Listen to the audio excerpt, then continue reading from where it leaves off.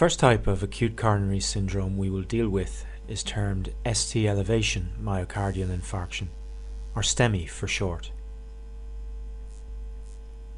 When an atheromatous plaque ruptures in a coronary vessel, and the clot which forms completely obliterates the vascular lumen, the entire thickness of the myocardial wall supplied by that vessel becomes ischemic and is at risk of infarction. In the example shown here, the patient has developed a complete occlusion of the artery which supplies the lateral wall of the left ventricle. In this horizontal section, the ischemic area in the lateral wall of the left ventricle is shown in grey. If the blockage of the arterial lumen persists, necrosis begins in the subendocardial region and in the subsequent hours spreads outwards in a wave of cell death, which may ultimately involve the full thickness of that region of the myocardial wall. At all stages of this process, characteristic changes are produced in the ECG leads directly overlying the region of myocardium that the occluded vessel supplies.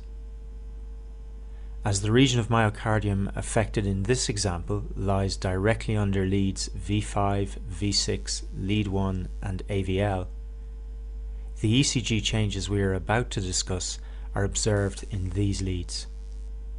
We will examine these changes in lead V6 as an example. You will remember from section 1 that normal T waves tend to be slightly asymmetrical in shape and less than 50% of the height of the preceding OR wave.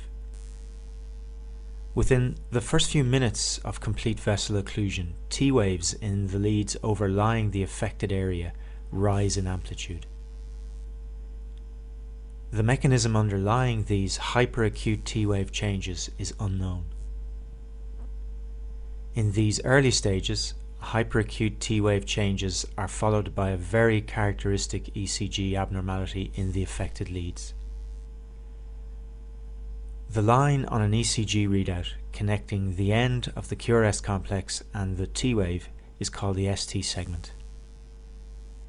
Normally, all myocytes are depolarized at this time, and there is no electrical flow in the cardiac muscle. We'll see later that there are important exceptions, but under normal circumstances, as there is no electrical activity present at this time, the ST segments in all leads are expected to lie on the isoelectric line. In the minutes following hyperacute T-wave changes, the ST segments in leads overlying the myocardial region deprived of arterial blood supply begin to rise above the isoelectric line.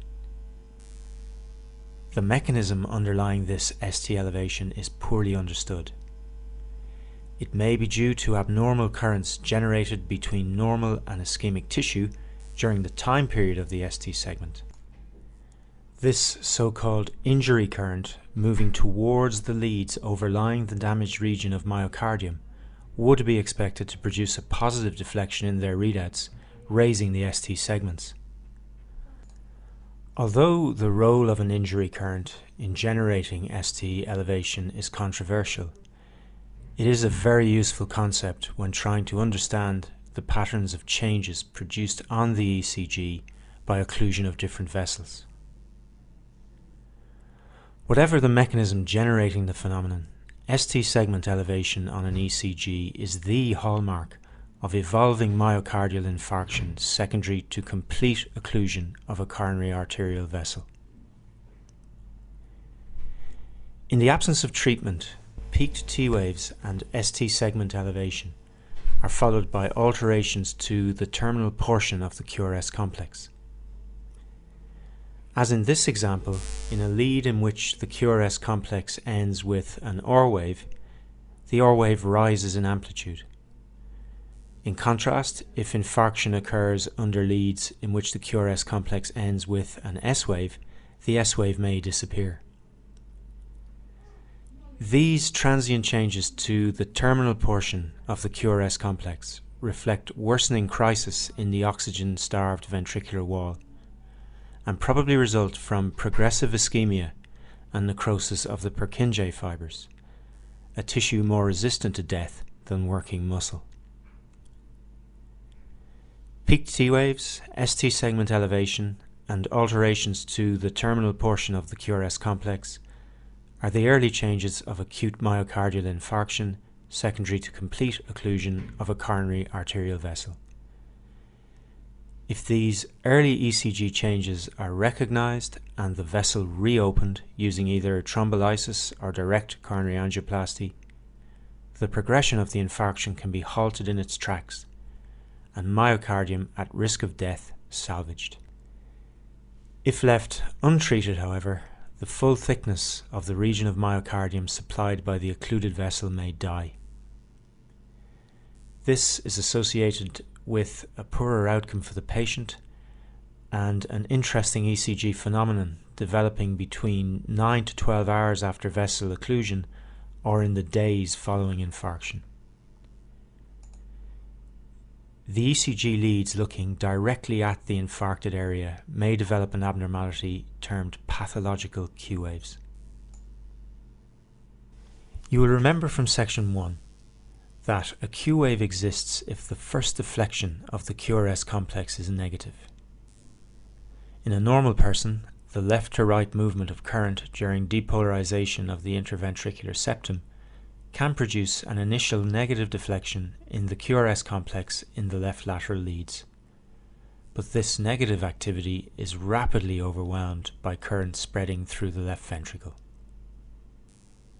This is a physiological Q wave. It is limited in magnitude and duration. We will now examine what happens when the full thickness of myocardium under lead V6 is dead. Lack of depolarizing flow through the dead segment results in a reduction of OR wave activity in the lead. And with no current travelling through the dead left ventricular muscle underneath it, the lead now has an uninterrupted view of septal depolarization. In effect, the infarct has created a window through which lead V6 can see the entire process of septal depolarization, and the recorded Q wave becomes deeper and more prolonged. As a rule of thumb, a pathological Q wave tends to be deeper than 2 small squares and greater than 1 small square in duration. A more precise definition of pathological Q waves will be given in the quiz section. We've seen that tall symmetrical peaked T waves are an early ECG finding in STEMI. As shown here, as the process of infarction evolves, the T waves may demonstrate a further abnormality, developing at a variable time point after occlusion.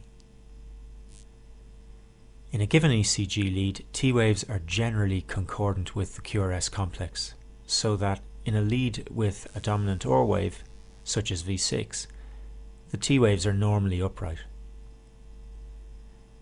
However, in a lead looking directly at an acute MI, the T waves may flip and become inverted. The timing of this phenomenon is highly variable. It may occur early, in the hours following vessel occlusion, or may take days to develop, or may not occur at all. The mechanism underlying this change is controversial.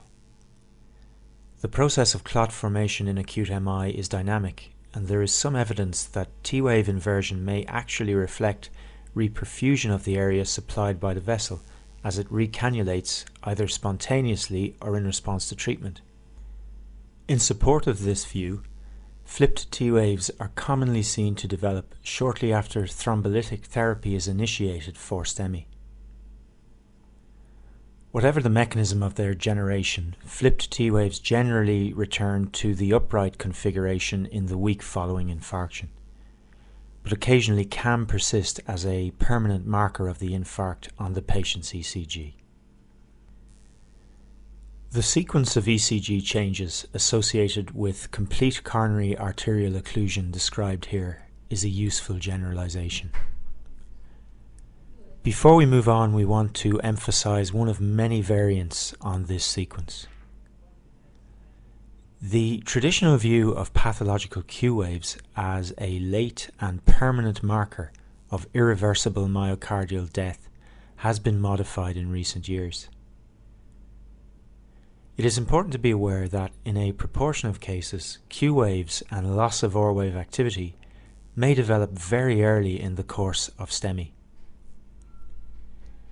In this situation, the presence of Q waves still implies that the muscle underlying the lead is electrically inactive and failing to depolarize, creating an electrical window into the left ventricle.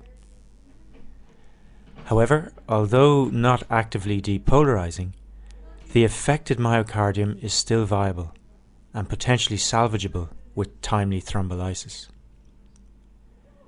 Such early Q waves may disappear from the patient's ECG and normal R wave progression may be restored if vessel patency is re-established within the appropriate time frame.